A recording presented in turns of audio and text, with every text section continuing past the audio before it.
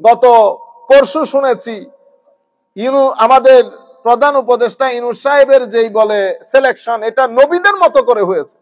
ইউনূস সাহেব এই পদ্ধতিতে আসছে। আপনি ইউনূস সাহেবকে ক্ষমতাচ্যুত করা হারাম, অবৈধ আপনার জন্য।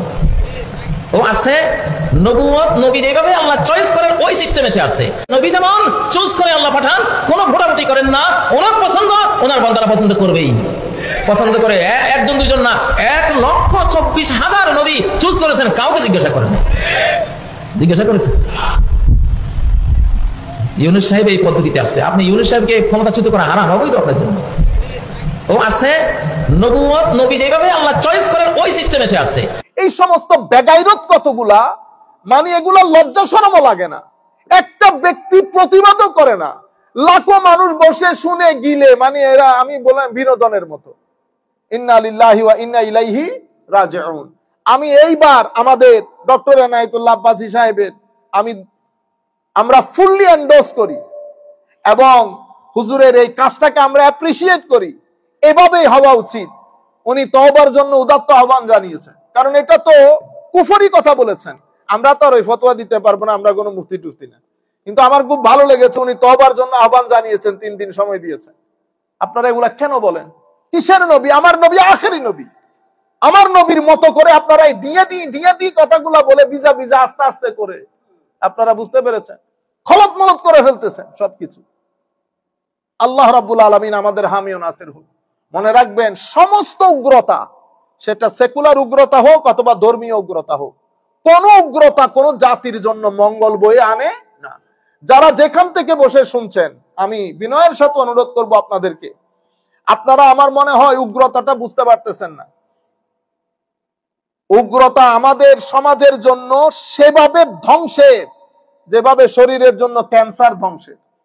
আপনারা এখন সেটা বুঝতে পারতেছেন না, 3 দিন পরে বুঝতে পারবেন।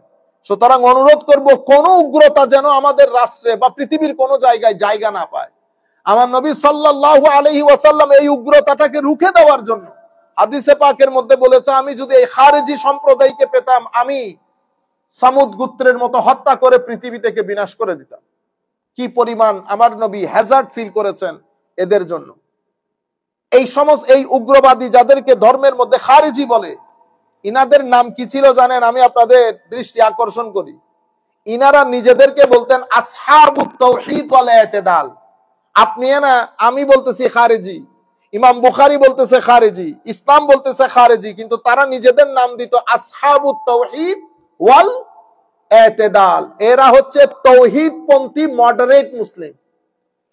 খারেজিরা সারা, এটা আমি আজকের কথা বলতেছি না, আমার নবীর জামানার কথা বলতেছি। তাইলে নিজের নাম দিয়েছে আসহাবুত তাওহীদ ওয়াল ইতিদাল, কিন্তু ইসলামিক হিস্ট্রি বলতেছে এরা খারেজি। কারণ দিন থেকে কি হয়ে গেছে? খুরুজ হয়ে গেছে। তিলাওয়াতে কোরআনও ছিল, নামাজ দোয়া ছিল, তাসবিহ তাহলিলও ছিল, সব ছিল, কিন্তু দিন থেকে খুরুজ হয়ে গেছে। সুতরাং রাষ্ট্রের মধ্যে, কোন রাষ্ট্রে, কোন ঘরে, কোন ছেলে মেয়ে আমরা যেন উগ্রতার দিকে চলে না যাই। এক আজীব, রক্তের প্রয়োজন হলে রক্ত দিয়ে দেব, রক্ত দিতে কেউ বলে না। ফজরের নামাজ আইসা জামাতে পড়েন, আগে ফজরের নামাজ জামাতে পড়েন, দেখি পারেন কিনা, দেখি 1 সপ্তাহ মিথ্যা না বলে পারেন কিনা, দেখি ধৈর্য ধারণ করতে পারেন কিনা, দেখি নিজের টাকা পয়সা থেকে পরিবার পরিজন আত্মীয় স্বজনকে সহযোগিতা করতে পারেন কিনা, দেখি মানুষের সাথে সৎ কথা বলতে পারেন কিনা, দেখি আমানত রক্ষা করতে পারেন কিনা। আমানতের খেয়ানত, অভদ্র আচরণ, অহংকার, হিংসা, মানুষকে সহযোগিতা, রক্ত লাগলে রক্ত দেব, হুসাইনি সৈনিকরা রাস্তায় আছে। হুসাইনি সৈনিক? ও আপনি ইমাম হুসাইনকে চিনেন রাদিয়াল্লাহু তাআলা আনহু। এগুলা হচ্ছে আমরা আপনাদেরকে বলে বলে কি করি, একটু উস্কাই দেই, দিয়ে আমি বাসার মধ্যে গিয়ে চিকেন ফ্রাই খাইয়া শুয়ে পড়ি। আপনারা বুঝতে পেরেছেন?